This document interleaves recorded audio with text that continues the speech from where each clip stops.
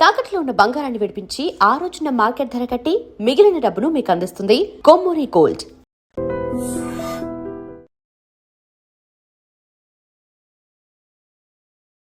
నమస్కారం, welcome to I dream. నేను మీ విజిత. ప్రస్తుతం మనతో పాటు ఉన్నారు శ్రీ విద్యా ఉపాసకులు, ప్రముఖ జ్యోతిష్యులు గుండెపూడి శివసుధీర్ శర్మ గారు. ఇప్పుడు గురుగారితో మాట్లాడి మనకున్న సందేహాలన్నింటినీ నివృత్తి చేసుకుందాం. నమస్కారం గురుగారు. శ్రీమాత్రే నమః. శ్రీ గురుభ్యో నమః. గురుగారు, సంకష్టహర చతుర్థి, ప్రతి కష్టాల నుంచి బయటపడేసేవాడు ఆ గణపయ్య. ఖచ్చితంగా మనం ప్రతి పూజలో కూడా ముందుగా ఆయనకే పూజ చేసిన తర్వాత ప్రతి కార్యక్రమం అనేది మొదలు పెడుతూ ఉంటాం. మరి ఈ సంకష్టహర చతుర్థి అనగానే ముఖ్యంగా గణపయ్యని పూజించాలని చెప్పి అంటుంటారు. నిజంగా గణపయ్యనే పూజించాలా? అసలు ఆ రోజు పూజా విధానం ఏ విధంగా ఉండాలి గురుగారు, తెలియజేయండి. శ్రీమన్మహాగణాధిపతయే నమో నమః. సంకష్ట అంటేనే అనుమానం అనేటువంటిది ఒక చాలా మంది వాడేటువంటి పదం. సంకష్టము అంటే అటు ఇటు ఎటు పోలేక ఒక పని వస్తుంది, అది చేద్దామా వద్దా అనేటువంటి ఒక అనుమానం. అలాంటి అనుమానంతో ఎప్పుడైతే ప్రారంభిస్తారో ఆ పని మధ్యలోనే ఆగిపోతూ ఉంటుంది. ఏదైనా సంపూర్ణమైనటువంటి విశ్వాసంతో, ఆత్మవిశ్వాసంతో మనం ఒక పని ప్రారంభించాలి. గణపతికి ఉండేటువంటి లక్షణం ఏమిటి అంటే ఆయనలో ఉండేటువంటి అవయవ స్వభావం ఒక్కోటి ఎలా ఉంటుంది. చెవులు విశ్వవంతం ఉంటాయి, అంటే ప్రపంచమంతా చెవులు ఉంటాయి, పెద్ద పెద్ద చెవులు ఉంటాయి. ఏది విన్నా సరే మైండ్లోకి ఎక్కించుకోమన్నా చెవులు చెప్తూ ఉంటాయి మనకి. అలాగే దంతాలు ఉంటాయి, నీ జ్ఞానం ఎంత షార్ప్గా ఉండాలో ఆ దంతం చెప్తూ ఉంటాయి. అలాగే తొండం, దేన్నైనా స్వీకరించగలిగినటువంటి శక్తి తొండానికి ఉంటాం కదా. అవును గురుగారు. అంటే మనం ఉండేటువంటి వాటిలో అక్కడ చూడండి, ఏదైనా పదార్థం వేస్తే దానికి ఏం కావాలో అది మాత్రమే ఏనుగు తీసుకుంటారు. అంటే మంచిని మాత్రమే స్వీకరించు అని చెప్పడం అనేది తొండానికి ఉండేటువంటి స్వభావం. అలాగే ఉదరం, ఉదరం అంటే విశ్వం. గ్లోబ్ ఎలా ఉంటుంది మనకి, రౌండ్గా ఉంటుంది. ఆయన పొట్ట కూడా అలానే ఉంటుంది కదా. అంటే విశ్వంలో ఉండవలసినటువంటి లక్షణాలు ఏవైతే నీలో ఉండాలో, మనిషికి ఉండాలో అలాంటి లక్షణాలతో జీవించు అని చెప్పి ఉదరం చెప్తూ ఉంటుంది. అంటే ఆయనలో ఉండేటువంటి ప్రతి ఒక్క అవయవం కూడాను మానవ జాతికి ఒక్కొక్క సందర్భంలో ఇలా ఉండాలి, ఇలా ఉండాలి అని చెప్పి చెప్పగలిగినటువంటి లక్షణాలు కలిగినటువంటి అవయవ స్వభావం ఆయనది. ముఖ్యంగా ఆది పూజ్యో వినాయక. మనం ఏ పూజ చేసినా వినాయకుడికి పూజ చేస్తాం. అంటే సాక్షాత్ పరమేశ్వరుడు సంకల్పించినటువంటి పని కూడా విఘ్నాలు కలగకుండా ఉండాలి అంటే విఘ్నేశ్వరుడికే పూజ చేయాలి. అక్కడ మనం చెప్తూ ఉంటాం వినాయకుడు అని చెప్తూ ఉంటాం, విఘ్నేశ్వరుడు అంటాం. విఘ్నములకు ఈశ్వరుడు. ఈశ్వర శబ్దం అనేటువంటిది ఒక మాట చెప్పాలి అంటే శివుని చూసి మనం ఈశ్వరుడు అంటాం కదా. ఈశ్వరుడు అంటే నాథుడు అని అర్థం, ప్రపంచం మొత్తానికి నాథుడు ఆయన. కానీ విఘ్నేశ్వరుడు విఘ్నాలకి నాథుడు ఈయన. ఎక్కడైతే వినాయకుడిని పూజ చేస్తామో అక్కడ విఘ్నాలు అనేటువంటివి తొలగిపోయి అవిఘ్నంగా అనుకునేటువంటి పని సకల కార్యంగా దిగ్విజయంగా పూర్తవుతుంది. సంకష్టహర చతుర్థి రోజున ఎవరికి ఏ రకమైనటువంటి కష్టాలు ఉన్నా, అసలు ఎలాంటి కష్టమైనా సరే, నిరుపేద, ఇప్పుడు ఒక 1000 కోట్ల ఆస్తిపరుడు కూడాను వాళ్ళకు ఉండేటువంటి దారిద్ర్య బాధ ఒక్కోసారి మొత్తం వీధిని పడేస్తూ ఉంటుంది. అలాంటి వారైనా, నిజంగానే పూరింటిలో ఉండేటువంటి వాళ్ళైనా సరే, ఇక్కడ ఒక మాట వింటూ ఉంటాను ఎక్కువగా, బీదవాడిగా పుట్టడం నీ తప్పు కాదు, బీదవాడిగా చచ్చిపోవడం మాత్రం నీ తప్పు. కరెక్టే గురుగారు. అది జ్ఞానం అవ్వచ్చు, ధనం అవ్వచ్చు, ఏదైనా అంతే. ఇక్కడ ఈ బీదవాడిగా పుట్టినా సరే అట్లాంటి వాళ్ళకైనా సరే తప్పనిసరిగా ఈ సంకష్టహర చతుర్థి అనేది నిజంగా, అంటే మన హిందూ ధర్మం ఏదైతే ఉందో, మన శాస్త్రాలు, పురాణాలు ఇవన్నీ కూడాను మనకి నీకు భవిష్యత్తులో నీ జన్మలో చేసుకున్నటువంటి కర్మలు, నీ పూర్వీకులు చేసినటువంటి కర్మలు నిన్నన్నీ బాధిస్తూ ఉంటే వాటిల్లోంచి నువ్వు బయటపడటానికి ఒక మంచి మార్గం అని చెప్పి కొన్ని మార్గాలు మనకి ఇస్తూ ఉన్నారు. సంవత్సరానికి ఒక పండుగ వస్తూ ఉంటుంది. అలా కాకుండా మాస శివరాత్రి, సంకష్టహర చతుర్థి, అమావాస్య, అలానే బహుళ అష్టమి, బహుళ దశమి, అలాగే పౌర్ణమి, ఇలాంటివన్నీ కూడా ప్రతి నెల మనకు వచ్చేట్టుగా పెట్టారు. అవును, ప్రతి మాసంలో తప్పనిసరిగా వస్తూ ఉంటుంది. అంటే మానవుడు తొందరగా కష్టాల్లోంచి బయటపడేయడానికి ముందుగానే ఎంచుకున్నటువంటి, అంటే మనకి ముందుగానే ఒక మార్గాన్ని వేశారు మన ఋషులు మునులు. వేదాల్లో శాస్త్రాల్లో ముందుగానే ఒక మార్గాన్ని ఆలోచించి పెట్టారు.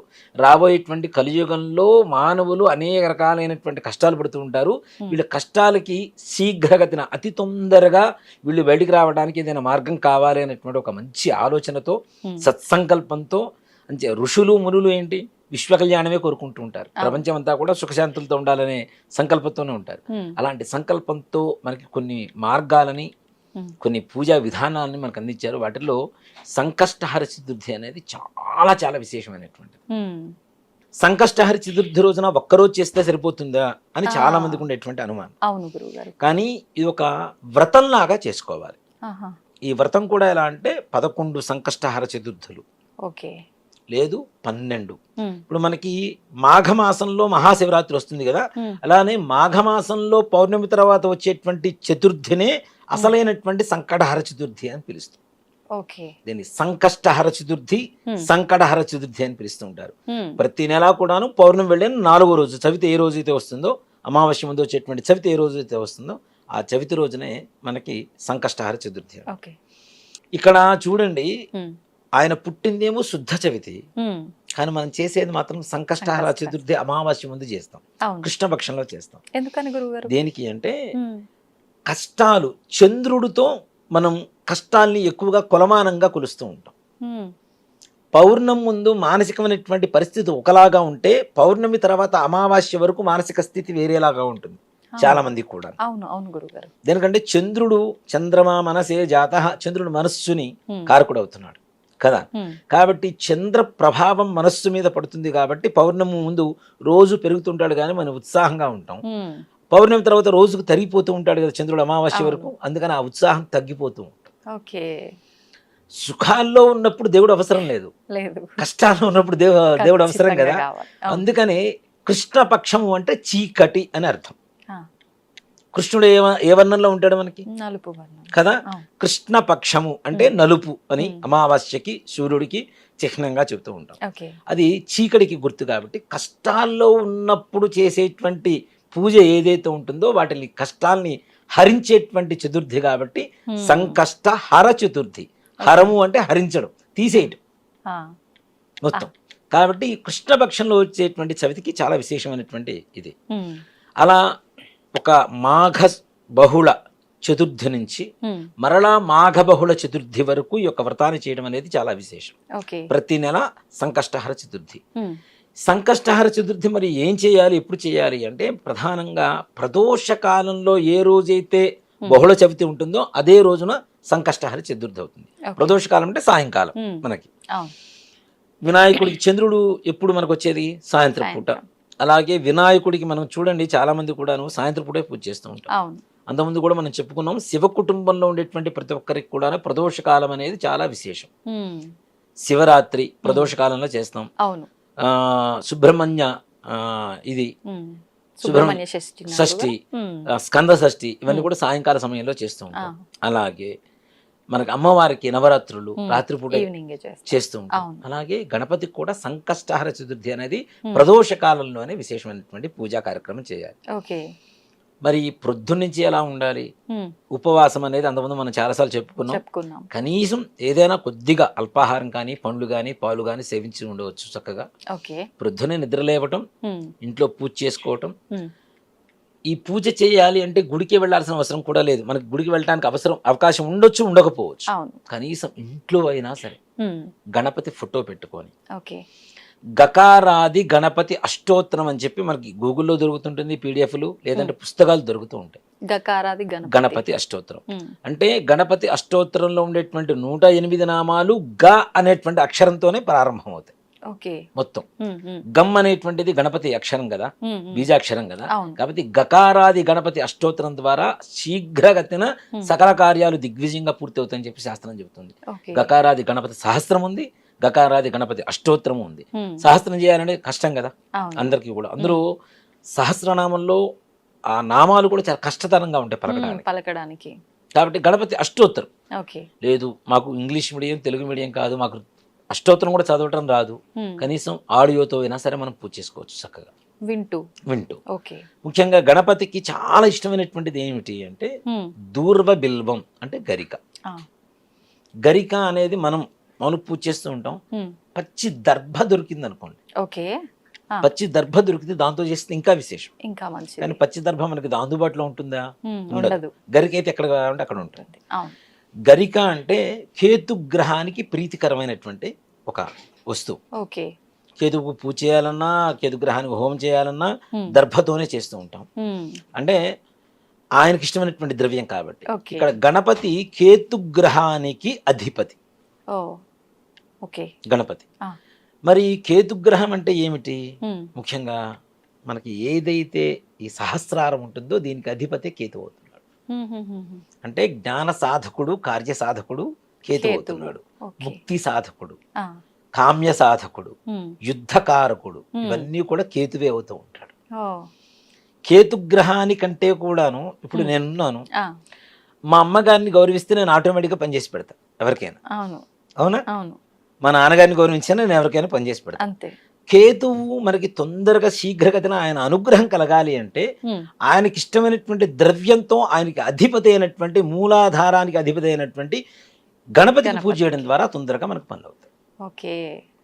ముఖ్యంగా కేతు అంటే సర్పాకారం.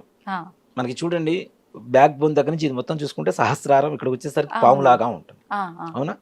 ఈ కేతు ఎప్పుడైతే ఈ సహస్రారంలో మనకి ఉండేటువంటి జ్ఞానం వికసింపబడుతుందో ఆటోమేటిక్ అనుకునేటువంటి సకల కార్యాలు దిగ్విజయంగా పూర్తి చేయగలుగుతాం. ఏకాగ్రత కలుగుతుంది.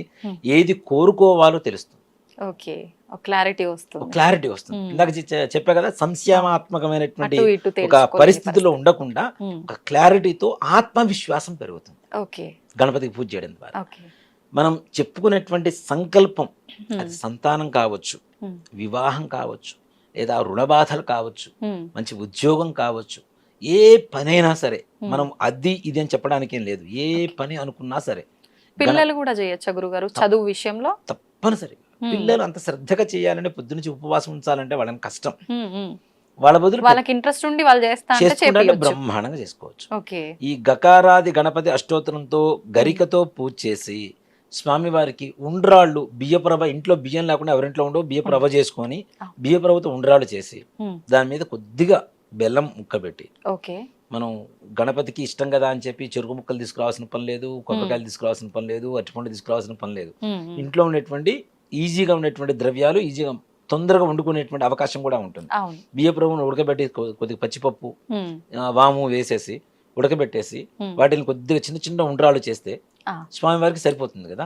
దాని మీద అన్నిటికంటే ఆయనకి ఇష్టమైనటువంటి ద్రవ్యం ఏంటంటే బెల్లం, మధురం.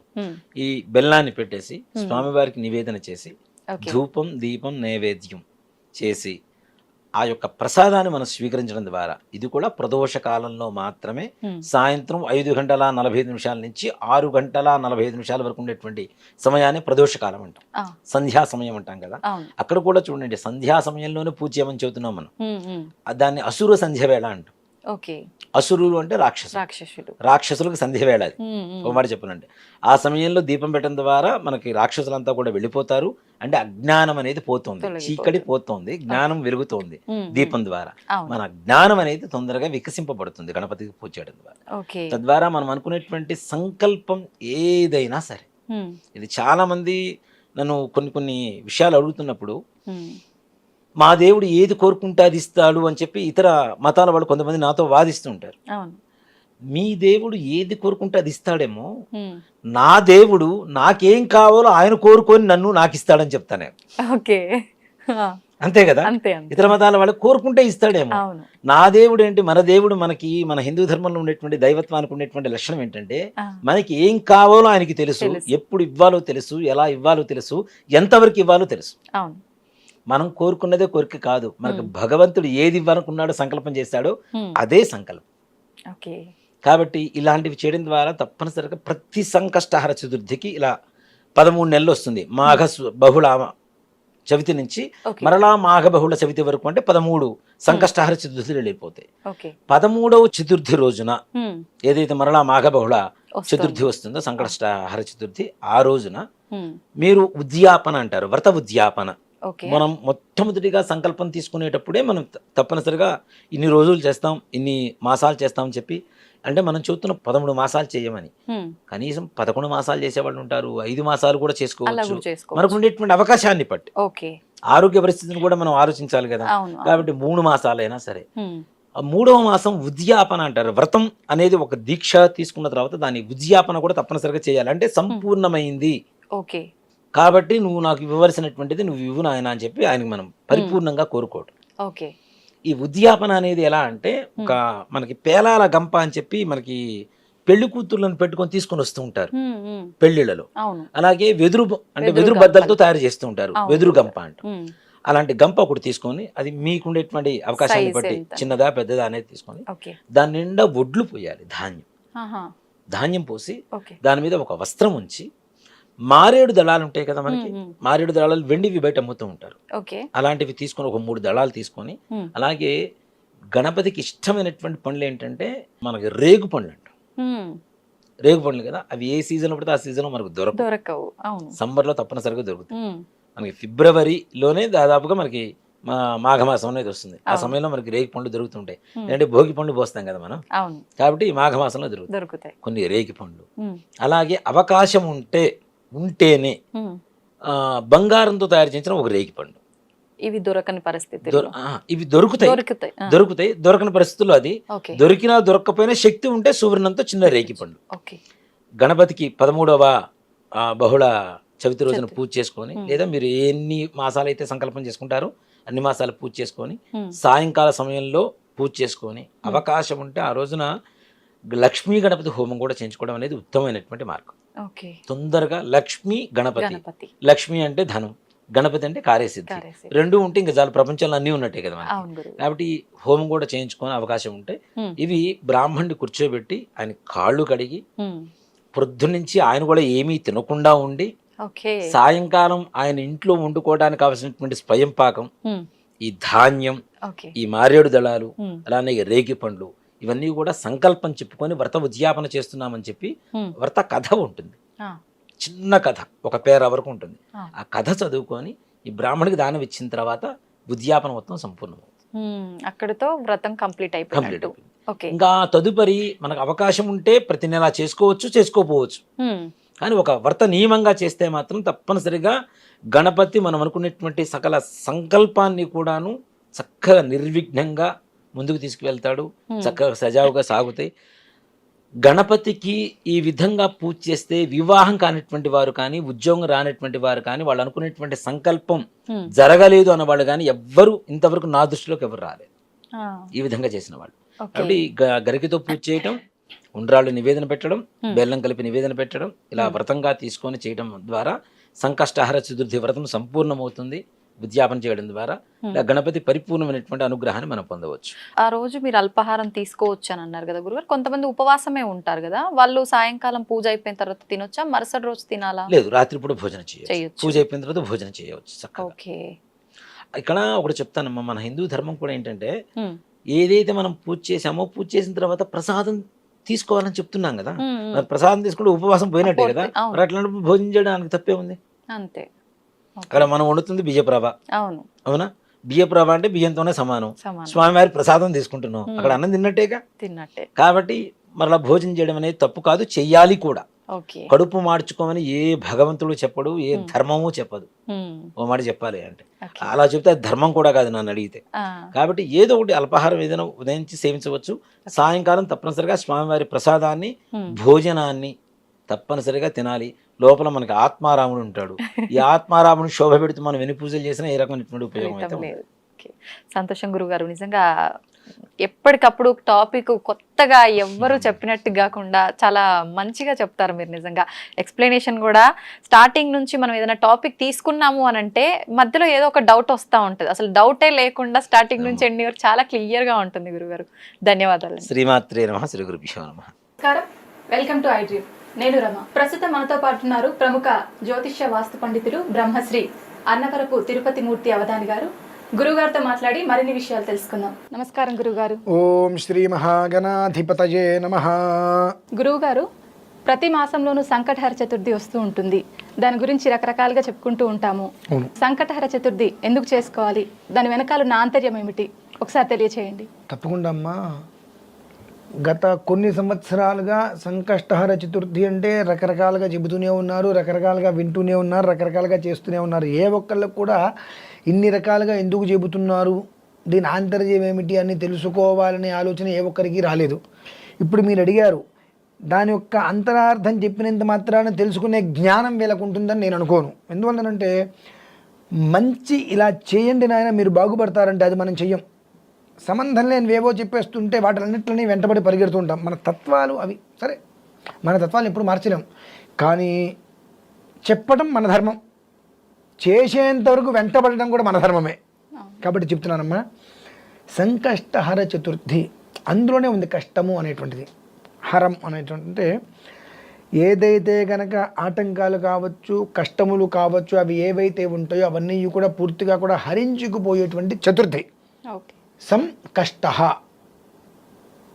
అంటే ఎలాంటి కష్టములు కూడా ధరికి రానియకుండా చేసేటువంటిది కూడా ఒకటి చవితి. చవితి చతుర్థి రెండు ఒకటి చవితి. ఆ చవితి అనగా 4 ధర్మ అర్థ కామ్య మోక్షాలకి ప్రతీక. 2 ఆ రోజునాడు గణపతికి మనం ఆరాధన చేస్తూ ఉంటాం. అంటే గణపతికి ఆరాధన చేసే విధంలో మనం అనేక రకాలుగా ఇది పెట్టండి, అది పెట్టండి, ఇది చేయండి, అది చేయండి అని చేస్తూ ఉంటాం. స్వతసిద్ధంగా విఘ్నేశ్వరుడికి మనం ఏమి చేస్తున్నాము, ఏమి చెప్పబడి ఉన్నది అనేటువంటిది ఆ వినాయక చవితి వ్రతకల్పంలో చెప్పబడి ఉన్నది. ఆ వినాయక చవితి వ్రతకల్పము అనేటువంటిది ఒక్కసారి మనం ఆద్యంతాలు కనుక పరిశీలించినట్లయితే ఆ సంకష్టహర చతుర్థి రోజు నాడు ఈ 2 పనులు మనం చేసినట్లయితే కష్టాలు కంప్లీట్గా మన జోలికి రావు, మన దారి వదిలి వెళ్ళిపోతాయి అనేటువంటిది అందులో తెలుస్తుంది. కానీ కుడుములు నివేదన పెట్టండి, కొబ్బరికాయలు కొట్టండి, బెల్లం పెట్టండి, అది పెట్టండి, ఇది పెట్టండి, నా బొంద పెట్టండి, పోలి పెట్టండి అంటే పెడతారు. కానీ అంటే అంటున్నాను కాదమ్మా, ఎందువల్లంటే వాస్తవానికి చాలా దూరంగా ఉన్నాం మనం. దారిద్ర్య రేఖకి దగ్గరలో, యోగానికి అదృష్టానికి చాలా దూరంలో మన జీవితం మొత్తం అలానే గడుస్తుంది.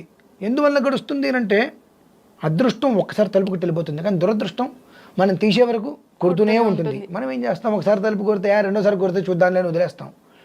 ఈ కొట్టే వెళ్ళిపోయింది ఇవిడ, ఇక దరిద్రదేవి వచ్చేసింది, ఆవిడ కుడుతూనే ఉంటుంది. మనం తలుపు తీస్తే ఏం కనిపించదు, దరిద్రదేవి ఇంట్లోకి వచ్చేస్తుంది. వెంటనే శుభ్రంగా తలుపేసుకుని గడి కూడా పెడతాం, మళ్ళీ తలుపు కొడితే ఎవరైనా తీయకుండా ఉంటామని చెప్పి. ఇక్కడ ఎంతటి అజ్ఞానంలో మనం ఉంటున్నామనంటే గణపతికి ఇష్టమైంది ఏమిటి, గణపతి ఆరాధించేది ఏమిటి అనేటువంటిది మన సంకష్టహర చతుర్థి అంటే గణపతికి కూడా కష్టాలని నివారణ చేసింది ఒకటి ఉంది. అది ఏమిటి అనేటువంటిది ఇందులో చెప్పబడింది. ఓకే. గణపతికి వచ్చిన కష్టం ఏంటండి తెలుసుకోవాలి ముందు. అంటే ఒక్కదానికి ఒకటి లింక్ అండి. గణపతికి వచ్చిన కష్టం ఏంటి, విఘ్నాధిపతి కావాలిగా. మరి అధిపతి కావాలంటే వాళ్ళిద్దరికీ కుమారస్వామికి అన్ను గణపతికి సుబ్రహ్మణ్యుడు పోటీ పెట్టారుగా. పోటీ పెడితే సుబ్బయ్య ఏం చేశాడు, నెమలెక్కి పడుతోటికి వెళ్ళిపోయాడు. కానీ ఈయనకుందేంటి ఇంత ఎలుక. మరి ఈ ఎలుక మీద ఆయన ఎక్కితే ఎలా వెళ్తుంది, అది ఎక్కడ పరిగెడుతుంది అంటప్పుడు తల్లిదండ్రులకి ప్రదక్షిణం చేయి, భూ ప్రదక్షిణం చేసిన ఫలితం వస్తుంది, కష్టాలన్నీ హరించుకుపోతాయి. ఇప్పుడు కష్టం పెద్ద కష్టం కదండి ఇది అన్నిట్లకన్నా. ఎవరైతే మొత్తం అన్ని పుణ్యనదులు అన్ని క్షేత్రాలు దర్శనం చేసుకొని వస్తారో వారికి ఆధిపత్యం ఇచ్చారన్నారు. మరి ఈయనకి అది ఎంత పెద్ద కష్టం, ఆయనకి నెమలుంది వెళ్ళిపోతున్నాడు, ఈయనకుంది ఇంత ఎలుక, 8 ఆయన కూర్చుంటే ఆ ఎలుక ఎక్కడ కదులుతుంది, మరి ఎంత పెద్ద కష్టం అది. మరి తల్లిదండ్రులు చుట్టూతో ప్రదక్షిణ చేయమన్నారు, మరి తల్లిదండ్రులు చుట్టూతో ప్రదక్షిణాలు చేశారు. ఆయన ఎక్కడికి వెళ్తే అక్కడ ఆయన కనిపిస్తూనే ఉన్నాడు. మరి అంటే ఆయనకి కూడా వచ్చినటువంటి కష్టాన్ని ఏ రకంగా నిర్వీర్యం చేసుకోగలిగారు అనేటువంటిది సంకష్టహర చతుర్థికి మూలంగా మనం తీసుకోవాలి. కనుక సంకష్టహర చతుర్థి రోజు నాడు పసుపు గణపతిని చేసుకొని ఆయనకి నమస్కారం చేసుకొని, తల్లిదండ్రులు ఉన్నారు ఇంట్లో, చక్కగా వారికి పాద పూజ చేసుకొని వారికి నమస్కారం చేసుకొని, ఆ తర్వాత అంటే గణపతిని తయారు చేసి అక్కడ పెట్టుకొని తల్లిదండ్రులకి పాదాలు కడిగి నమస్కారం చేసుకొని ప్రదక్షిణం చేసి సాష్టాంగ నమస్కారం చేసుకో. ఆ తర్వాత వచ్చి ఇక్కడ కూర్చొని గరిక దొరుకుతుంది మనకు, ఆ గరికెతో చక్కగా గణపతికి ఆరాధన చేసుకోండి. ఆరాధన చేసుకొని ఆ బెల్లం ముక్క అది నివేదన పెట్టుకోండి చక్కగా. దీనివల్ల ఏం జరుగుతుంది అని అంటే గణపతి యొక్క చక్కటి అనుగ్రహం కలుగుతుంది. గణపతి అనుగ్రహం కలుగుతుంది. ఎందుకు కలుగుతుంది, ఆ గణపతి చేసింది ఏంటి, ఆయనకి అంత కష్టం వచ్చింది. అంత కష్టం అనేటువంటిది ఆ గణపతి వచ్చినప్పుడు ఆ గణపతి ఏం చేశాడు, ఆయన తల్లిదండ్రులకు ప్రదక్షిణం చేశాడు. కాబట్టి మనం చేయవలసింది సంకష్టహర చతుర్థి అన్నారు. ధర్మ అర్థ కామ్య మోక్షాలు. ఈ 4 ఇట్లు దేనికోసం ఉంటాయమ్మా? వివాహం చేసుకున్నప్పుడు ధర్మార్థ కామ్య మోక్షం చ విందతి అంటారుగా. అంటే వివాహం చేసుకున్న తర్వాత ధర్మేచ అర్థేచ కామేచ మోక్షేచ త్వయా ఏష అని అంటుంటారు కదా. ఎందుకంటారు ఈ 4? పిచ్చెక్కా, ఎవరికి మతి లేక. ధర్మ సంతానం, ధర్మ ప్రజా సంపత్త్యర్థకు స్త్రియముద్వహే, ధర్మ సంతానం కావాలి. ధర్మేచ, అర్థము అనగా అనేక రకములైనటువంటి ద్రవ్యాలు మనం తీసుకోవడానికి సంపాదించేటువంటి సంపాదన, డబ్బు, సంపద. కామ్యము అనగా కోరికలు. మన దరిద్రమైన బుద్ధికి కామ్యము అనగానే ఒకటే తెలుస్తుంది. కామ్యం అంటే ఒకటికి ఫోన్ కొనుక్కోవాలనిపిస్తుంది, ఒకటికి 1,50,000 పెట్టి ఫోన్ కొనుక్కోవాలనిపిస్తుంది, తృప్తి తీర్చావదు. ఆ 1,50,000 ఫోన్ని వారం రోజులు అమ్మేసి కొత్త ఫోన్కి వెళ్తాడు. ఇంకొకటి కొత్తగా అనుకుంటున్నాడు. కామ్యం అనేటువంటి కోరికలు అవి ఎప్పటికీ చావు, పెరుగుతూ ఉంటాయి. ఆ కోరికల్ని నెరవేర్చుకోవడంలో ఒక విధానం, దానికి డబ్బు కావాలిగా. మళ్ళీ ధర్మేచ అర్థేచ కామేచ. ఈ కామం అనేటువంటిది ఎలా ఉంటుంది అని అంటే కేవలము కూడా ఒక వస్తువు మీద ఉండదు, అనేక రకములుగా. ఇల్లు కొనుక్కోవాలి, ఇల్లు కట్టుకోవాలి, కారు కొనుక్కోవాలి, బండి కొనుక్కోవాలి, అనేక రకాలుగా ఉంటాయి. ఇవన్నీ తీర్చుకోవటం. మోక్షేచ, ఇవన్నీ అయిపోయినాయి. చివరికి ఏంటంటే జీవితం చివరికి వచ్చేసింది. నేను చేసిన పాపాలుంటే అన్నిటిని కూడా నిర్వీర్యం చేసి నాకు మోక్షాన్ని ఇవ్వు తండ్రి అని. ఈ 4 ప్రతీక. ఈ 4 ఎక్కడి నుంచి వస్తున్నాయంటే తల్లిదండ్రుల నుంచే వస్తున్నాయి. అంటే ఈ శరీరం ఎక్కడి నుంచి వచ్చింది? తల్లిదండ్రులు. ఈ శరీరం రాబట్టే కదా మనం ఆ శరీరానికి చదువు చెప్పగలిగాం. ఆ శరీరం సంపాదిస్తుంది. ఆ శరీరం కొన్ని రకాలైన సౌఖ్యాలని కొనుక్కొచ్చుకుంది, తర్వాత మోక్షం పొందుతుంది. ఈ శరీరం వాళ్ళు వద్దంటే ఉపయోగం లేదు కదా. మరి ఈ శరీరం అనేటువంటిది ఇన్ని రకాల సౌఖ్యాలు అనుభవిస్తున్నామంటే పాపం రాకుండా, కష్టం రాకుండా ఉండాలంటే సంకష్టాల చతుర్థి రోజున ఏం చేయాలి? కనీసం ఈ శరీరాన్ని చూడండి, తల్లిదండ్రులకు నమస్కరించి, ఆ నమస్కారం చేసి గణపతికి ఆరాధన చేసుకో. అంత బెల్లం ముక్కో కొబ్బరి ముక్కో నివేదన పెట్టాను, ఆయన కరెక్ట్గా. ఆయనకే కష్టం లేకుండా చేసినటువంటిది ఆయన చేశాడు. ఆయన ఆచరించింది ఆయన అనుగుజాలలో మనం ఆచరిస్తే ఆ కష్టం మన వరకు వస్తుందండి. అంటే మనం తెలుసుకోవాల్సింది ఏదో సంకష్టహర చతుర్థానంగానే పొద్దున్నే పూజ చేయండి, ఈ నివేదన పెట్టండి, ఆ పుష్పం పెట్టండి, ఈ ఫలం పెట్టండి కాదు.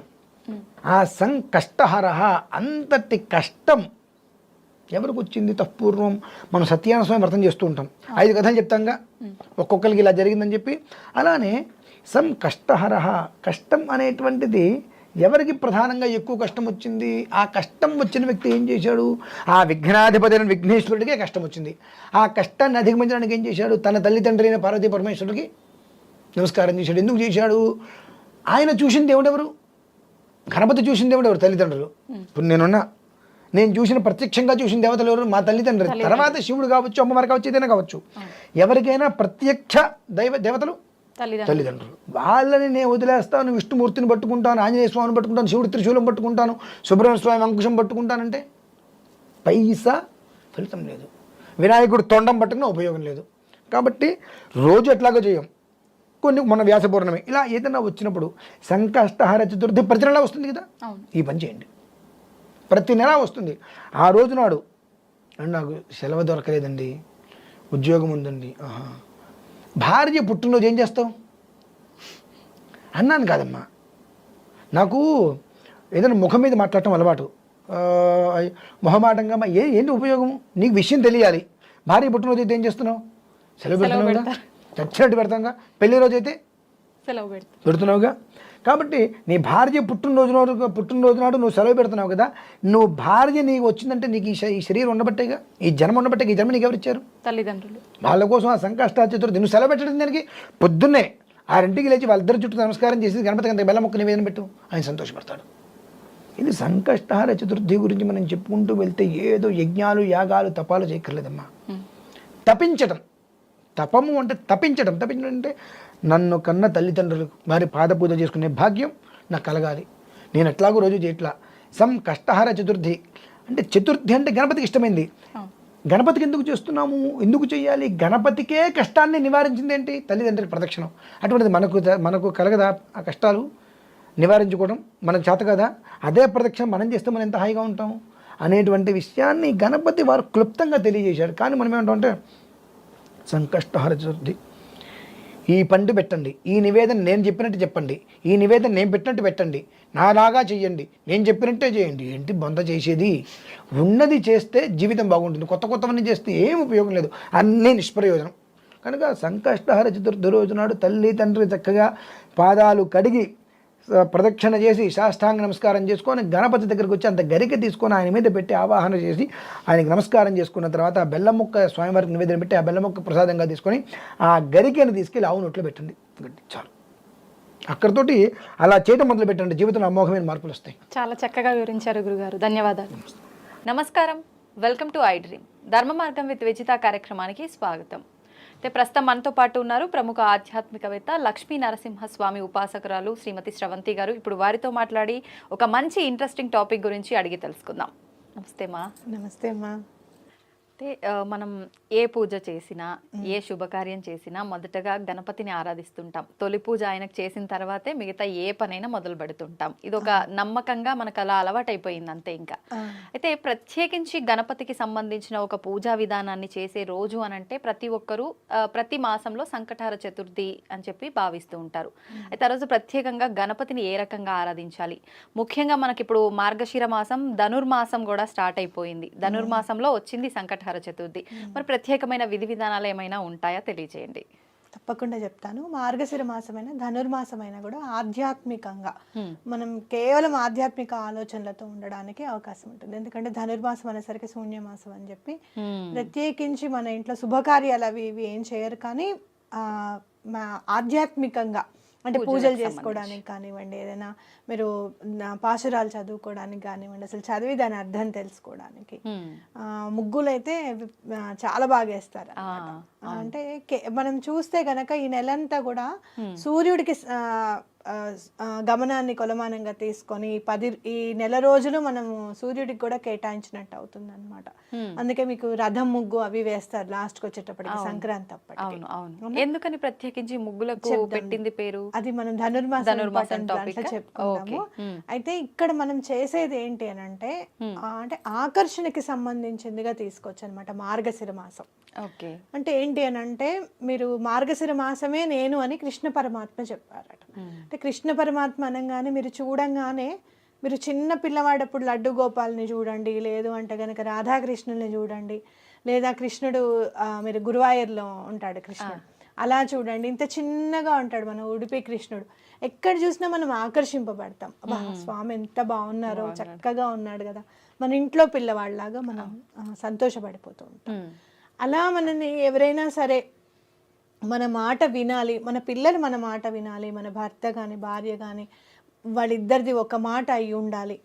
అట్లాగే ఇంట్లో ఎక్కడ కూడా గొడవలు జరగకుండా ఉండాలి అని అంటే గనక ఈ రోజు మీరు త్రైలోక్య మోహన కవచం అని ఉంటుంది గణపతిది.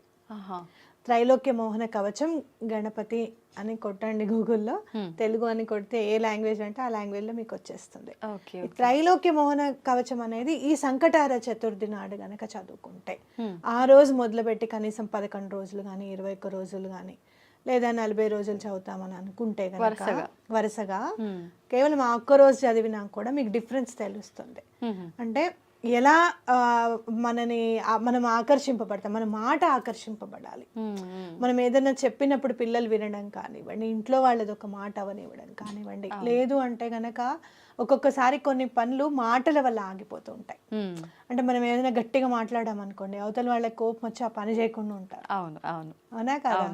ఇంట్లో అయినా సరే సహజంగా జరుగుతూనే ఉంటాయి. అప్పుడు ఈ త్రైలోక్య మోహన కవచం గణపతిది గనక చదువుకుంటే చాలా మంచిది అని చెప్పుకోవచ్చు. అంటే మధ్యలో ఆగిపోయే పనులు, ఆటంకాలు జరిగే పనులకి ప్రత్యేకించి ఇది ఉపయోగపడుతుంది. సంకటహర చతుర్థి అంటేనే సంకటాలన్నీ కూడా నిర్మూలింపజేసేది, హరింపజేసేది. అసలు మనకి ఏ పనైనా కూడా ఆగిపోతుందండి, మేము మొదలు పెడుతుంటే ఆగిపోతుందండి. అసలు సంకటహర చతుర్థి చేసుకున్నామంటే కూడా మాకు అవ్వట్లేదు, ముందుకు వెళ్ళడం లేదు అని అనుకున్నప్పుడు మీరు ఏం చేస్తారంటే రేపు చేసుకుంటాను అట్లా ఇట్లా అని ఏం అనుకోకండి, మామూలుగా ఉండండి. పొద్దున్న లేవంగానే తలంటి పోసేసుకొని దేవుడి దగ్గర కూర్చొని, నాయన ఇవాళ సంకటహర చతుర్థి, నేను దండం పెట్టుకుంటున్నాను, నేను ఇలా ఉపవాసం ఉంటాను, సాయంత్రం వరకు తినకుండా ఉంటాను అని చెప్పి త్రైలోక్య మోహన కవచం అనేది చదువుకోండి. సాయంత్రం చదువుకుంటే కూడా చాలా మంచిది. ఎన్నిసార్లు చదవాల్సి ఉంటుంది? ఒక్కసారి చదువుకోండి, ఒక్కసారి చదువుకోండి. లేదు ఎవరికైనా వీలు కుదురుతుంది అంటే ఒక 3 సార్లు చదువుకున్నా పర్వాలేదు. అయితే ఈ విధానాన్ని చాలా మంది వ్రతంలా కూడా ఆచరిస్తారని చెప్పి అంటుంటారు, అది ఎలా ఉంటుంది? వ్రతము అని అంటే సంకటహర చతుర్థి ఖచ్చితంగా సంవత్సరం పాటు చేయాల్సిందే. మీరు శ్రావణ మాసంలో చేసుకోవచ్చు, కార్తీక మాసంలో మొదలు పెట్టుకోవచ్చు. అయితే ఈ మార్గశిర మాసం మాత్రం చేసేసుకొని మీరు మళ్ళీ జనవరిలో కూడా చేసుకోండి. మొదలు పెడతాము అనేది మాఘమాసం నుంచి మొదలు పెడతాం కంటిన్యూగా అని అనుకోండి. అంటే ఏదన్నా పనులు అసలు టోటల్గా ఆగిపోయి అసలు పూజ చేయడానికి కూడా అవ్వట్లేదండి, మేము అనుకుంటే చాలు అవాంతరం వచ్చేస్తుందండి అని అనుకున్నప్పుడు కొన్ని సందర్భాలు ఎలా ఉంటాయో తెలుసా, పొద్దున్నే లేద్దాము ఇంకా పూజ చేసేసుకుందాం అన్నప్పుడు ఆ రోజు బోర్ పాడవుతుంది. అవును అవును వాడు రావాలి, బాగు చేయాలి, నీళ్లు రావాలి, ఇదంతా వీటిల్లోనే ఉండిపోతాం. అవును. అట్లాంటి సందర్భాలు ఎవరో ఒకళ్ళకి ఎదురవుతూనే ఉంటాయి. కాబట్టి మీరు ఏం చేస్తారు అని అంటే, అలాంటి ఆటంకాలు ఏదైనా పనులలో మీకు అవుతున్నాయి అంటే కనుక, అసలు కదలట్లేదు ఆ పని అంటే కనుక, కేవలం మాటలతోనే ఆగిపోయింది, ఈగోయిస్టిక్గా అవ్వాల్సి వస్తుంది. అంటే వాళ్ళు చేస్తారని మనం ఊరుకొని, మనం మొదలు పెడతాంలే అని వాళ్ళు ఊరుకొని. ఇప్పుడు కొన్ని సంబంధాలు ఉంటాయి, వాళ్ళు వచ్చి మమ్మల్ని అడగచ్చుగా మేము కాదంటాము అని అంటారు. అవును. మనం వెళ్ళి అడిగితే ఎలా ఉంటుందో, ఏమంటారు అని అనిపిస్తూ ఉంటుంది, అవునా కదా? అలాంటి సందర్భాలు కూడా స్వామి నిర్మూలింపజేస్తారు. అంటే ఇక్కడ త్రైలోక్య మోహన కవచం గనక సంకటహర చతుర్థి నాడు చదివితే గనక ఎట్లాంటి అవతల వాళ్ళకి మన మీద ఏహభావం ఉన్నా, కోపం ఉన్నా, ద్వేషం ఉన్నా కూడా అవన్నీ కూడా సమసిపోతాయని ఖచ్చితంగా చెప్పుకోవచ్చు. అయితే విధి విధానాలు అయితే మనకు అందరికీ తెలిసిందే. ఉపవాసం ఉండాలి, సాయంత్రం పూట పూజ చేసుకోవాలి, సాయంత్రం ఎప్పుడైతే చంద్రోదయం అవుతుందో అప్పుడే మనం పారణ చేయాలంటే తినాలి, ఆ టైంలోనే తినాలి అని చెప్పి అందరికీ తెలుసు. అయితే ఆ రోజంతా అన్నం ముట్టుకోకుండా టిఫిన్ మీద ఉంటే చాలా మంచిది. అంటే మనం చంద్రోదయం తర్వాత కూడా ఏదైనా టిఫిన్ లాంటిది తింటే మంచిది, భోజనం తినకుండా అన్నమాట. లేదు అలా కాదండి మాకు కుదరదు అన్నప్పుడు భోజనం చేసినా ఏం పర్వాలేదు. ఒకవేళ ఏమన్నా అంటే మందులు వేసుకుంటే కానీ ముందుకెళ్ళలేము అండి, తప్పనిసరి మందులు అయితే వాడాలి అని చెప్పి అనుకుంటే గనక అన్నం తినకుండా ఉండి పూజ చేసుకుంటే చాలా మంచిది. అలాగే సంకటహర చతుర్థి నాడు బెల్లం నైవేద్యం పెడితే చాలా మంచిది. బెల్లం ఎప్పుడు పెట్టినా ఒకటి కాకుండా రెండోది కూడా పెట్టండి. మనం చూస్తే వినాయకుడు ఎప్పుడు కూడా చిన్న పిల్లవాళ్ళగా అనిపిస్తాడు నాకు, మన ఇంట్లో చిన్న పిల్లవాళ్ళగా. ఒక చేతిలో పెట్టంగానే రెండో చేయి అడుగుతాడు స్వామి అని నేను ఎప్పుడు చెప్తాను. పిల్లలు అంతే కదా, ఒకటి ఇయ్యంగానే ఇంకొకటి అంటారు.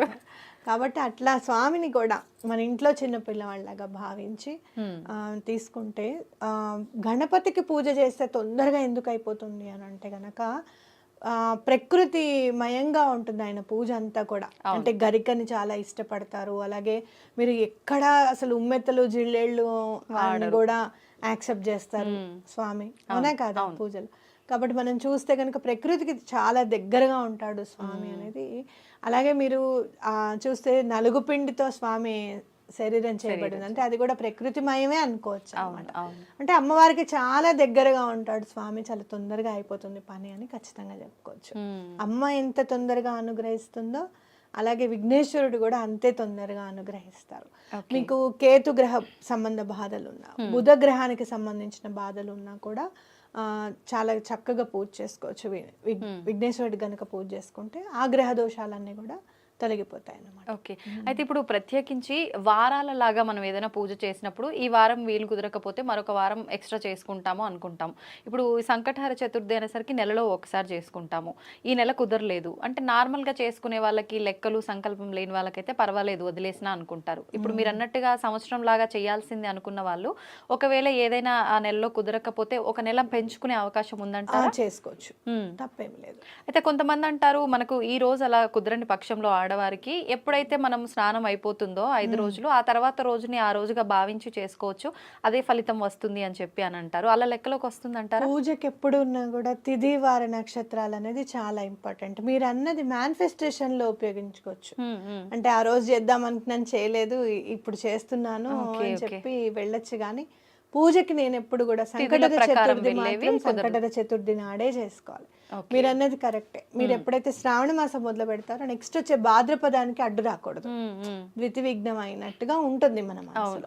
అట్లా రాకుండా చూసుకోండి. ఎప్పుడన్నా మధ్యలో ఒక నెల అప్పుడు గనక కార్తీక మాసంలోనో మార్గశిర మాసంలోనో మీకు అడ్డొచ్చిందని అనుకోండి, పూజ చేసే వాళ్ళకి అడ్డొస్తే గనక మళ్ళీ వచ్చే మార్గశీర్ష మాసంలో అది కంప్లీట్ అయ్యేటట్టుగా చూసుకోవచ్చు. అంటే ఒక నెల ఎక్స్ట్రా చేసేసుకొని మీరు చూస్తే కనుక శ్రావణ మాసం నుంచి శ్రావణ మాసం వరకు సంవత్సరం అవుతుంది, అంటే 13 నెలలు అవుతుంది కదా. అప్పుడు ఒకవేళ మీరు కంటిన్యూ చేస్తే చేసేసుకోవచ్చు మళ్ళీ. దానికి ఏం బాధ లేదు. Okay. లేదు మేము కంటిన్యూ చేయట్లేదంటే ఏ నెలలో సంకటహర చతుర్థి అయితే గనక మీరు వదిలేశారు, ఇప్పుడు ఈ మార్గశీర్ష మాసానికి మీకు అడ్డొచ్చింది, Okay. నెక్స్ట్ ఇయర్ మార్గశీర్ష మాసానికి కంప్లీట్ చేసుకోండి అది. ఎందుకంటే మీరు చూస్తే ప్రతి ఒక్క సంకటహర చతుర్థికి పేర్లు ఉంటాయి అన్నమాట. ప్రతి ఏకాదశికి ఎలా అయితే పేర్లు ఉంటాయో సంకటహర చతుర్థికి కూడా పేర్లు ఉంటాయి. అంటే ఆ నెల ఇప్పుడు ఈ నెల వచ్చేది అకూరత సంకటహర చతుర్థి, ఇదే అకూరత సంకటహర చతుర్థి మళ్ళీ చేసుకోవాలన్నమాట గ్యాప్ వచ్చిన వాళ్ళు. ఓ, అంటే ప్రతి ఇప్పుడు మీరు అన్నట్టు మార్గశిర మాసంలో మళ్ళీ వచ్చేది అకూరత అకూరతనే అదే వస్తుందా? ఉంటుంది. అవును, ఇప్పుడు ఈ అకూరతనే పేర్లు ఎందుకని అకూరత అంటే అర్థం అంటే మనకి ఒక్కొక్క విశిష్టత తెలపడం అన్నమాట. పేర్లు ఏంటి అని అంటే విశిష్టత తెలపడం. అకూరత అంటే ఏంటంటే ఎలుక మీద వాహనంగా, ఎలుకని వాహనంగా చేసుకున్న స్వామి అని అర్థం అన్నమాట. అంటే ఎంత పెద్ద భారీ కాయం కదా ఆయన. అసలు లాజిక్ అందుతుందా, ఎలుక మీద ఎలా కూర్చున్నాడు ఆయన అసలు అని అంటే, ఎంత పెద్ద సమస్య అయినా కూడా చిటికలో నీకు నెరవేర్చేస్తాను అని చెప్పి స్వామి మనకి చెప్పినట్టు అర్థం చేసుకోవాలి. అంటే సాధ్యపడనివి కూడా సాధ్యపడతాయి అనడానికి నిదర్శనం ఇది. Okay okay. సో అట్లా మనం ఒక్కొక్క నామానికి ఒక్కొక్క ఆ నామాలు తెలుసుకుంటే చాలు అసలు స్వామి మీద మనకి భక్తి ఏర్పడడానికి. అవును, అర్థమైంది. ఏకాదశి నామాలు ఒకటి, అలాగే ఈ సంకటహర చతుర్థి నామాలు ఒకటి చూసుకుంటూ ఉంటే స్వామివారిది అబ్బా ఏదైనా సాధ్యం కదా, అంటే భక్తికి మించింది లేదు, భగవంతుడికి మించిన వాడు లేడు అనేది మనకు అర్థమవుతుంది అనమాట. అంతే అంతే. సంతోషమ్మా, చాలా చక్కగా వివరించారు, ధన్యవాదాలు.